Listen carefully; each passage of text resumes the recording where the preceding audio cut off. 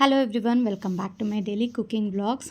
ಇವತ್ತಿನ ವಿಡಿಯೋದಲ್ಲಿ ನಾನು ದ ಇಂಡಸ್ ವ್ಯಾಲಿಯವರ ಸ್ಟ್ರೈನರ್ನ ಯೂಸ್ ಮಾಡಿಕೊಂಡು ನಾನು ಯೂಸ್ ಮಾಡುವಂಥ ರಾಜ್ಮುಡಿ ರೈಸ್ನ ನಾನು ಹೇಗೆ ಕುಕ್ ಮಾಡ್ತೀನಿ ಅನ್ನೋದನ್ನು ತೋರಿಸ್ತೀನಿ.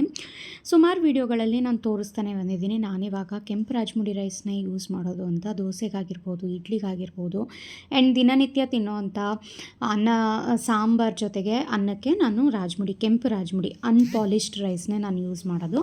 ಸೊ ಸುಮಾರು ಜನ ನನಗೆ ಕಮೆಂಟ್ ಹಾಕ್ತಾಯಿದ್ರಿ, ಹೇಗೆ ಇದನ್ನು ಓಪನ್ ಪ್ಯಾನ್ನಲ್ಲಿ ನೀವು ಬೇಯಿಸ್ತೀರಾ, ನಮಗೆ ಬೇಯಿಸಿದ್ರೆ ಗಟ್ಟಿ ಗಟ್ಟಿ ಇರುತ್ತೆ, ಬೇಯೋದೇ ಇಲ್ಲ ಅಂತ. ಸೊ ಇವತ್ತು ನಾನು ದ ಇಂಡಸ್ ವ್ಯಾಲಿಯವರ ಸ್ಟ್ರೈನರ್ನ ಯೂಸ್ ಮಾಡಿಕೊಂಡು ನಾನು ಇದನ್ನು ಹೇಗೆ ರೈಸ್ನ ಓಪನ್ ವೆಸಲ್ನಲ್ಲಿ ಕುಕ್ ಮಾಡೋದು ಅನ್ನೋದನ್ನು ತೋರಿಸ್ತೀನಿ. ಸೊ ಈ ಸ್ಟ್ರೈನರ್ ಬಂದು 2.5 ಲೀಟರ್ ಕೆಪಾಸಿಟಿ. ನಿಮಗೆ ಎಕ್ಸ್ಟ್ರಾ ಮುಚ್ಚಳ ಹಿಟ್ಟು ಅಂದರೆ ಲಿಡ್ ಹೀಗೆ ಬಸಿತಾ ಇರಬೇಕಾದ್ರೆ ಅನ್ನ ಬಿದ್ದೋಗ್ಬಿಡುತ್ತೆ ಅನ್ನೋದೆಲ್ಲ ಏನು ಭಯ ಇರಲ್ಲ. ಒಂದು ಏನು ಇದಕ್ಕೆ ಕ್ಯಾಪ್ ಕೊಟ್ಟಿರ್ತಾರಲ್ಲ, ಅದನ್ನು ಈಸಿಯಾಗಿ ಈ ರೀತಿ ಲಾಕಿಂಗ್ ಸಿಸ್ಟಮ್ ಸಹ ಕೊಟ್ಟಿದ್ದಾರೆ. ಸೊ ನಾವು ಇದನ್ನು ಸ್ಟ್ರೈನ್ ಮಾಡಬೇಕಾದ್ರೆ ಇದನ್ನು ಲಾಕ್ ಮಾಡಿಬಿಟ್ಟು ಹೀಗೆ ಜಸ್ಟ್ ಬಗ್ಸಿದ್ರೆ ಸಾಕು, ಎಕ್ಸೆಸ್ ವಾಟರ್ ಏನಿದೆ ರೈಸ್ ಕುಕ್ ಆಗಿರೋದು ಅದು ನೀಟಾಗಿ ಬರುತ್ತೆ. ಒಂದು ಕಾಳು ಅಗ್ಲು ಏನು ಅನ್ನನೂ ಸಹ ಆಚೆ ಬೀಳೋದಿಲ್ಲ, ಆ ರೀತಿ ಬರೀ ಅದರದ್ದು ಸ್ಟಾರ್ಚ್ ಮಾತ್ರ ಹೋಗುತ್ತೆ. ಸೊ ಇದನ್ನು ನಾನು ಇಲ್ಲಿ ಕುಕ್ ಮಾಡೋದಕ್ಕಿಂತ ಮುಂಚೆ ನಾನಿಲ್ಲಿ 2 ಕಪ್ ರೈಸ್ ತೊಗೊಂಡಿದ್ದೀನಿ. ಅದಕ್ಕೊಂದು 3 ಕಪ್ಪಿಂದ 4 ಕಪ್ ಆಗೋಷ್ಟು ನೀರನ್ನು ಮೊದಲಿಗೆ ಬಿಸಿಗಿಟ್ಟಿದ್ದೀನಿ. ಅದು ಬಿಸಿ ಆಗೋಷ್ಟರಲ್ಲಿ ಇಲ್ಲಿ ರಾಜ್ಮುಡಿ ಅಕ್ಕಿ ಏನಿದೆ ಅದನ್ನು ನೀಟಾಗಿ ತೊಳೆದು ಇಟ್ಕೊಳ್ಬೇಕು. ನೆನೆಸೋವಂಥ ಅವಶ್ಯಕತೆ ಏನೂ ಇಲ್ಲ, ಇದು ಬೇಗನೂ ಸಹ ಬೇಯುತ್ತೆ. ಸುಮಾರು ಜನ ನನಗೆ ರಾಜ್ಮುಡಿ ರೈಸ್ನ ನಾವು ಯೂಸ್ ಮಾಡ್ತಾಯಿದ್ದೀವಿ, ಬೇಯೋದೇ ಇಲ್ಲ ಅನ್ನ ಅಂತ ಹೇಳ್ತಾರೆ. ಸುಮಾರು ಕಡೆ ರಾಜ್ಮುಡಿ ರೈಸ್ನ ಕುಸ್ಲಕ್ಕಿಗೆ ಕನ್ಫ್ಯೂಷನ್ ಮಾಡಿಕೊಂಡು ಕುಸ್ಲಕ್ಕಿನ ತಂದುಬಿಡ್ತಾರೆ.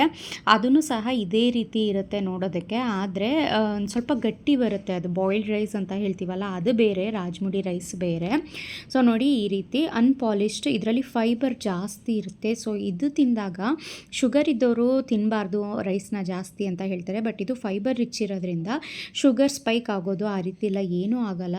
ಆರೋಗ್ಯಕ್ಕೆ ತುಂಬಾ ಒಳ್ಳೆಯದು. ನಾರ್ಮಲಾಗಿ ನೀವು ವೈಟ್ ರೈಸ್ಗೆ ಇದ್ರ ಪ್ಲೇಸ್ನ ಅಂದರೆ ನೀವು ಸ್ವಿಚ್ ಆನ್ ಮಾಡಿಕೊಂಡಾಗ ನಿಮಗೆ ಇದ್ರ ಬೆನಿಫಿಟ್ಸ್ ತುಂಬಾ ಸಿಗ್ತಾ ಹೋಗುತ್ತೆ. ಸೊ ಇಲ್ಲಿ 2 ಕಪ್ ಆಗೋಷ್ಟು ರಾಜ್ಮುಡಿ ರೈಸ್ನ ನಾನು ತೊಳೆದಿಟ್ಕೊಂಡಿದ್ದೀನಿ. ಇವಾಗ ನೀರು ಸ್ವಲ್ಪ ಬಿಸಿ ಆಗ್ತಿದ್ದ ಹಾಗೆಯೇ ಈ ತೊಳೆದಿಟ್ಕೊಂಡಿರೋವಂಥ ಅಕ್ಕಿನ ಇದು ನೀರಿಗೆ ಹಾಕಿ ಚೆನ್ನಾಗಿ ಕುದಿಸ್ಬೇಕು. ನೋಡ್ಕೋತಾ ಇರಬೇಕು. ಒಂದು 10-11-12 ಮಿನಿಟ್ಸಲ್ಲೆಲ್ಲ ಆಗಿಬಿಡುತ್ತೆ ರೈಸು. ನಾನೇನು ಇದು ನೆನೆಸಿರಲ್ಲ, ನೆನೆಸಿ ನೀವು ಮಾಡಿದ್ರೆ ವಿತಿನ್ 10 ಮಿನಿಟ್ಸ್ ಒಳಗಡೆನೇ ಆಗಿಬಿಡುತ್ತೆ. ನೋಡ್ಕೋತಾ ಇರಬೇಕು. ಯಾವಾಗಲೂ ನಾವು ಈಗ ಪ್ರೆಷರ್ ಕುಕ್ಕರ್ನಲ್ಲಿ ಯಾವ ರೀತಿ ಮಾಡ್ತೀವಿ ನೋಡಿ, 1 ಕಪ್ಗೆ 2 ಕಪ್ ನೀರು ಆ ರೀತಿ ಹಾಕ್ತೀವಿ ಅಲ್ವಾ, ಇದಕ್ಕೆ ನಾವು ಒಂದು 2 ಕಪ್ ಎಕ್ಸ್ಟ್ರಾನೇ ಹಾಕಬೇಕು. 1 ಕಪ್ಪಿಗೆ 3.5 ಇಂದ 4 ಕಪ್ ಆಗೋಷ್ಟು ನೀರನ್ನು ಹಾಕಿದ್ರೆ ನೀವು ಎಕ್ಸ್ಟ್ರಾ ಸ್ಟಾರ್ಚ್ನ ಬಸಿದಾಗ ಅದನ್ನು ಸಹ ವೇಸ್ಟ್ ಮಾಡೋವಂಥದ್ದೇನಿಲ್ಲ. ನೀವು ಅದನ್ನು ಮಜ್ಜಿಗೆಗೆ ಬೆರೆಸ್ಕೊಂಡು ಕುಡಿಬೋದು, ತುಂಬಾ ಚೆನ್ನಾಗಿರುತ್ತೆ. ನಾನಿಲ್ಲಿ ಒಂದು 8 ನಿಮಿಷ ಚೆನ್ನಾಗಿ ಕುದಿಸಿದ್ದೀನಿ. ನೀವು ನೋಡ್ತಾ ಇರ್ಬೋದು ರೈಸ್ ಕ್ವಾಂಟಿಟಿ ಸಹ ಬೆಂದು ಅನ್ನ ಅಕ್ಕಿ ಸ್ವಲ್ಪ ಅರಳ್ಕೋತಾ ಇದೆ. ಈ ರೀತಿ ಒಂದು 60% ಆಗ್ತಿದ್ದ ಹಾಗೆಯೇ ರೈಸ್ನ ನೋಡ್ಕೋಬೇಕು. ಒಂದೊಂದು ಅಗ್ಲೇನೆ ಈ ರೀತಿ ಕಟ್ ಮಾಡಿ ನೋಡ್ಕೊಳ್ಳಿ. ಸ್ವಲ್ಪ ಗಟ್ಟಿ ಇದೆ ಮಧ್ಯ ಅಂದರೆ ಇನ್ನೊಂದು 2 ನಿಮಿಷ ಚೆನ್ನಾಗಿ ಕುದಿಸ್ಬೇಕು. ಯಾವುದೇ ರೀತಿ ಕ್ಲೋಸ್ ಮಾಡಿ ಇಡಬೇಡಿ. ಕ್ಲೋಸ್ ಮಾಡಿದಾಗ ಏನಾಗುತ್ತೆ, ಉಕ್ಕು ಬರೋವಂಥ ಚಾನ್ಸಸ್ ಇರುತ್ತೆ. ಸೊ ಹಾಗಾಗಿ ಕ್ಲೋಸ್ ಮಾಡಬಾರ್ದು. ಹಾಗೆ ಓಪನ್ ಪ್ಯಾನ್ನಲ್ಲೇ ಇದನ್ನು ಬೇಯಿಸಬೇಕು.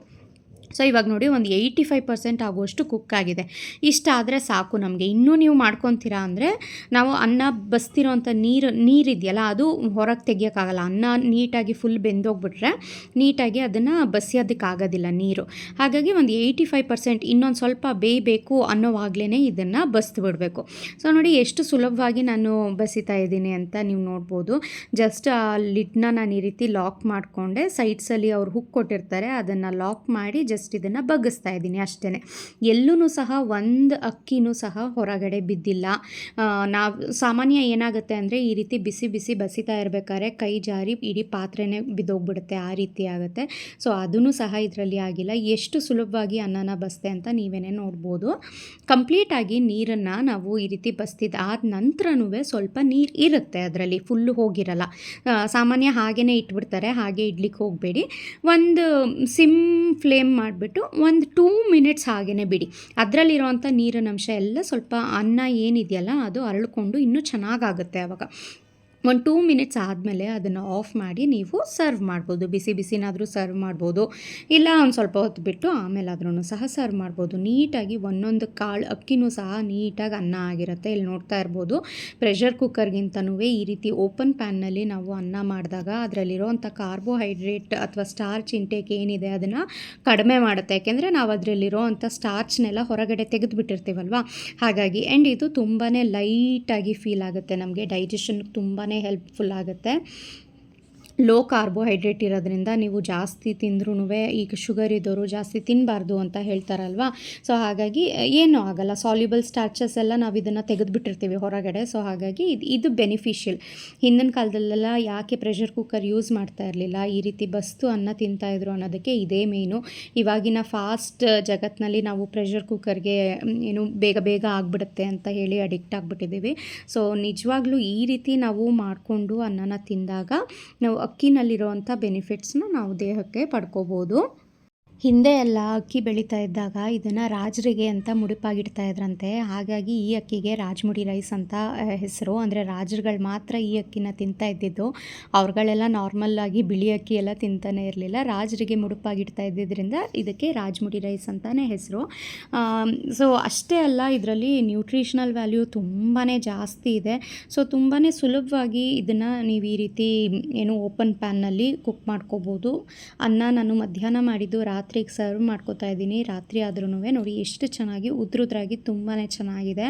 ತುಂಬ ಬೆನಿಫಿಟ್ಸ್ ಇದೆ. ಶುಗರ್ ಇದ್ದವರು ಅಯ್ಯೋ ಅನ್ನ ತಿನ್ನೋಕ್ಕಾಗ್ತಾ ಇಲ್ಲ ಅಂತ ಅನ್ನೋದ್ರ ಬದಲು ನೀವು ತಿಂತಾ ಇದ್ದಿದ್ದು ವೇನ ಚೇಂಜ್ ಮಾಡ್ಕೊಳ್ಳಿ. ಪ್ರೆಷರ್ ಕುಕ್ಕರ್ ಬದಲು ನೀವು ಈ ರೀತಿ ಸ್ಟ್ರೈನರ್ನ ಯೂಸ್ ಮಾಡಿ. ಆ್ಯಂಡ್ ನಾರ್ಮಲ್ ವೈಟ್ ರೈಸ್ನ ಬದಲು ಈ ರೀತಿ red rice, unpolished rice, Rajamudi ರೈಸ್ಗೆ ಸ್ವಿಚ್ ಆನ್ ಆಗಿ ನಿಮ್ಮ ಹೆಲ್ತ್ ಕಾಪಾಡ್ಕೊಳ್ಳುತ್ತೆ. ನೀವೇನಾದರೂ ಹೊಸಬರಾಗಿದ್ದು ಈ ರೀತಿ ಓಪನ್ ಪ್ಯಾನ್ನಲ್ಲಿ ನನಗೆ ಅನ್ನ ಮಾಡೋಕ್ಕೆ ಬರಲ್ಲ ಅಂತ ಇದ್ದರೆ ದ ಇಂಡಸ್ ವ್ಯಾಲಿ ಸ್ಟ್ರೈನರ್ ಲಿಂಕ್ನ ನಾನು ಡಿಸ್ಕ್ರಿಪ್ಷನ್ ಬಾಕ್ಸ್ನಲ್ಲಿ ಕೊಟ್ಟಿರ್ತೀನಿ. ಅದಕ್ಕೆ ನೀವು ನನ್ನ ಕಾವ್ಯ ಅನ್ನೋ ಕೋಡ್ನ ಯೂಸ್ ಮಾಡಿದ್ರೆ ಎಕ್ಸ್ಟ್ರಾ 12% ಡಿಸ್ಕೌಂಟ್ ಸಹ ಸಿಗುತ್ತೆ ನಿಮಗೆ. ಖಂಡಿತವಾಗ್ಲೂ ಬೈ ಮಾಡಿ, ವರ್ತ್ ಇದೆ, ಖಂಡಿತ ಯೂಸ್ ಮಾಡಿ ತೊಗೊಂಡು.